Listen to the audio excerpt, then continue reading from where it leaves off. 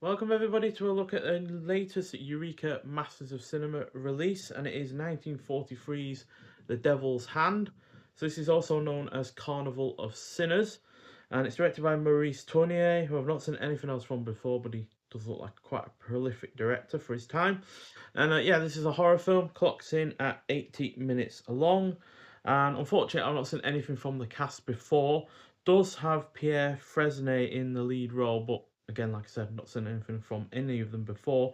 Although I do know of a couple of his films that I have yet to see. He was in the original The Man Who Knew Too Much from 1933, directed by Alfred Hitchcock, as well as Grand Illusion. Those two have been on my watch list for quite some time, so yeah, I might well prioritise them at some point now that I've seen him in this, as he is really rather a solid lead. So yeah, a struggling artist buys a talisman that gives him love, fame, and wealth. The talisman is a severed left hand, and it works perfectly, in fact, quite magically.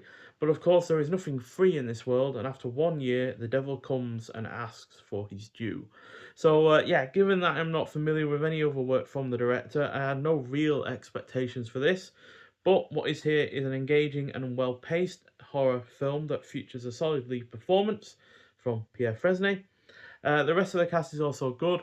The cinematography is great, the editing is on point, it is thematically well realised, the score is decent, and the final act is highly satisfying. So, yeah, it gets a solid 4 out of 5. So, obviously, this is not the first film that we've looked at that has this kind of premise. Um, I think there was a film from 1941 that we've reviewed on the Criterion Collection called All That Money Can Buy.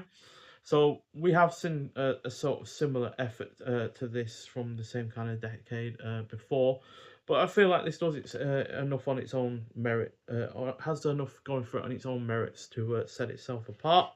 So yeah, it gets 4 out of 5, and yeah, this was a on the whole a really solid blind buy, quite frankly, because like I said, not seen anything from the cast before, not seen anything from the director.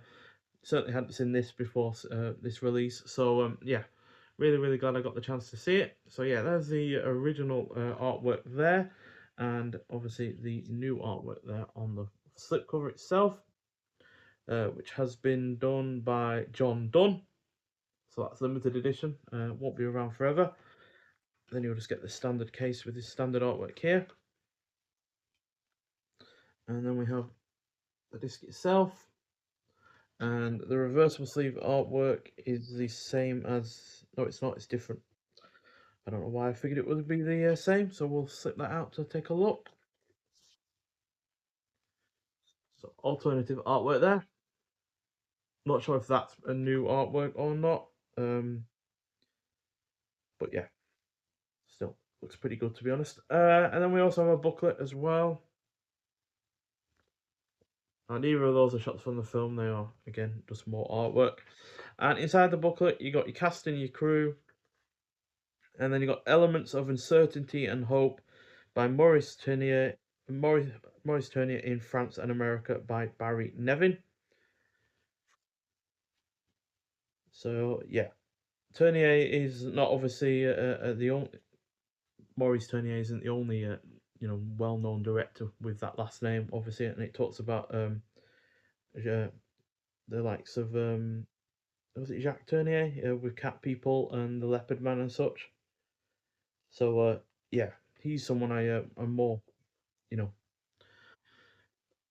well knowledgeable about, I guess you could say. There's also some certain shots from the film as well, and yeah, on the reverse as well. There's a severed hand. And got viewing notes as well. So the Devil's Hand is presented in the 137 to 1 aspect ratio, so adjust your screen accordingly. And of course, it is in black and white.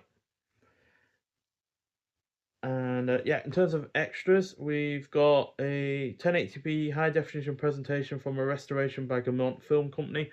Looks and sounds really good, to be honest. There's no issues at all in either regard.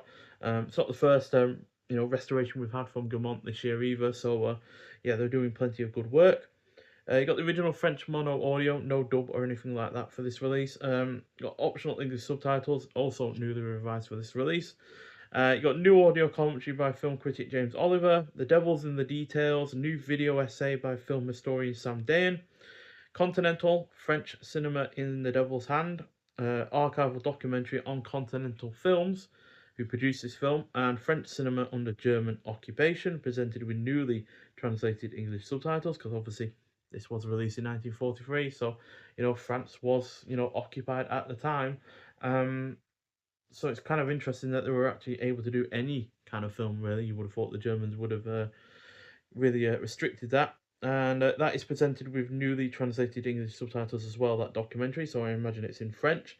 And yeah, the limited edition booklet and this slipcover as well on top of all of that. So yeah, a really, really solid release. I'm really glad I took a punt on this one because, like I said, not seen anything from the director or the cast before, which is usually a reason for me to try another film if I've seen anything from anyone else involved, but that obviously has just not been the case. So yeah, glad I really took a good punt on this, and at the end of the day, it has exposed me to these cast and this director, and therefore it's encouraging me to watch more from Eva in the future. So yeah, definitely recommend this one, especially if you are into these kind of horror films that are a little bit understated. It's not scary or anything like that, but it is satisfying, and yeah, just generally well done in pretty much every regard.